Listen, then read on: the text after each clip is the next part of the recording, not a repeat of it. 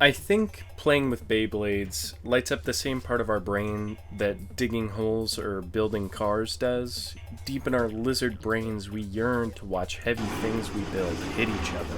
You know? You get it. As a young lad, I'd rummage through the couch cushions, find a couple bucks, head down to the local Bingus Mart, and tell the worthless wage slave to toss me a couple of bays. That's what we call them in the biz.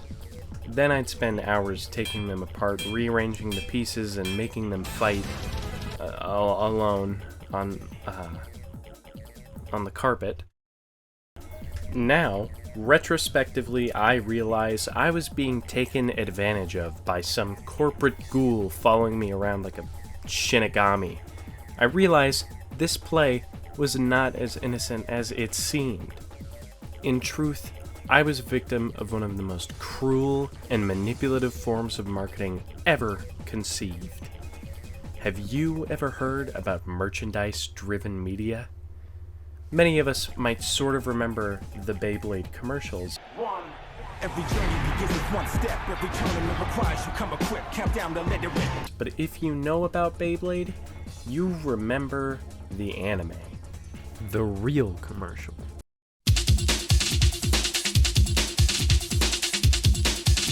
There are a bunch of examples, but I think the defining one is Transformers.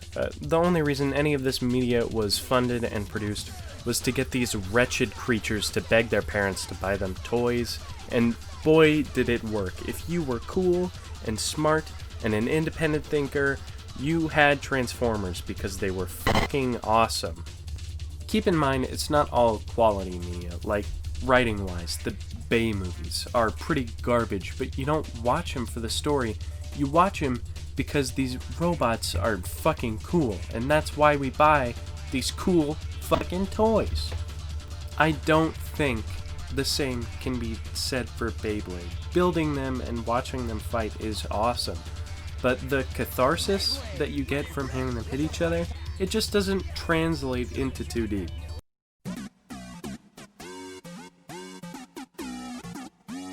I mean, seriously, you can find a few episodes on YouTube for free of the anime.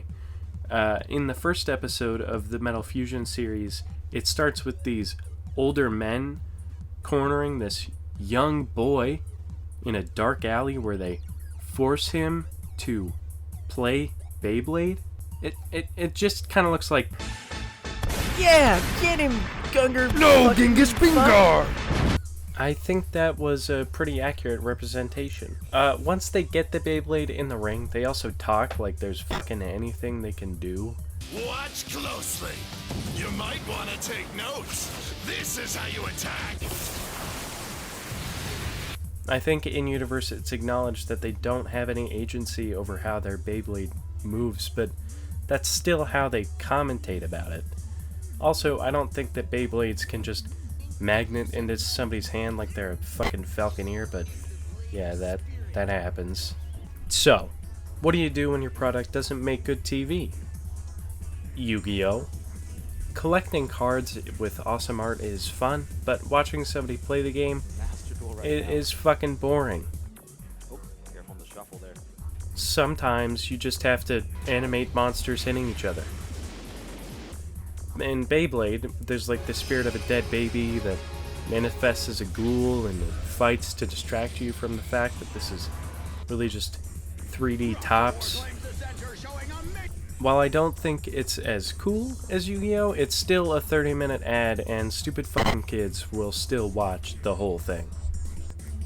If I've mentioned something that you enjoy, I just want you to know that is awesome. Whatever media you appreciate is awesome, but it's still garbage. We're allowed to like terrible things. You know, some people like Kingdom Hearts. I like watching. You know, we can enjoy bad stuff. So why the fuck have I lectured you about this stupid anime commercial about watching tops hit each other?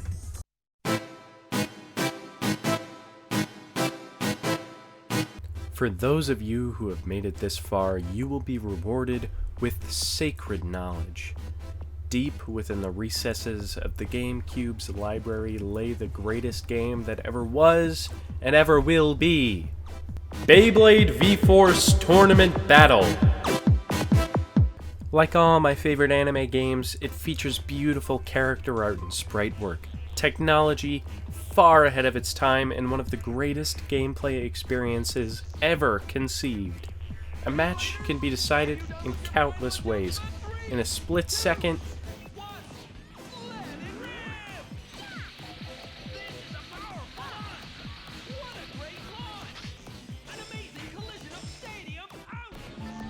or like 20 agonizing minutes.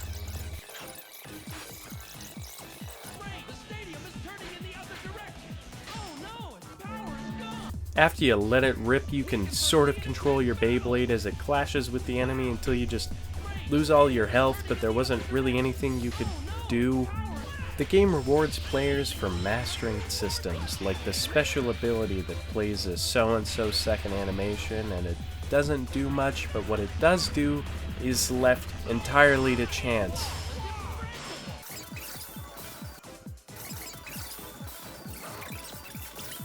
With all this, you've already got the perfect game, but the devs didn't leave it there, no. When it came to the writing, they turned up the heat, taking it from 10 to 10 million. The announcer's dialogue makes you feel the electricity of battle. We can foresee an intense battle! Wow! It's touch and go! They're coming into closer range. Let's see! Is he looking for a chance? Who's the winner? The challenges from opponents egg you on, and actually the game is stupid. I don't want to do this anymore. If you couldn't tell because you weren't looking, this game sucks balls. There's no meaningful way to control your Beyblade. You can shove it around, but from what I can tell, you're just supposed to orbit around the enemy and do what little you can to push them to the edge of the arena. All the while, your health is whittled down until you're finally released from this agonizing existence. There are other elements to this game, but really anything it does terribly, and I'm too tired and sad to elaborate. Actually, though, it's opposite day, and Beyblade is cool, and so is every bit of media related to it, so suck my balls, bye-bye.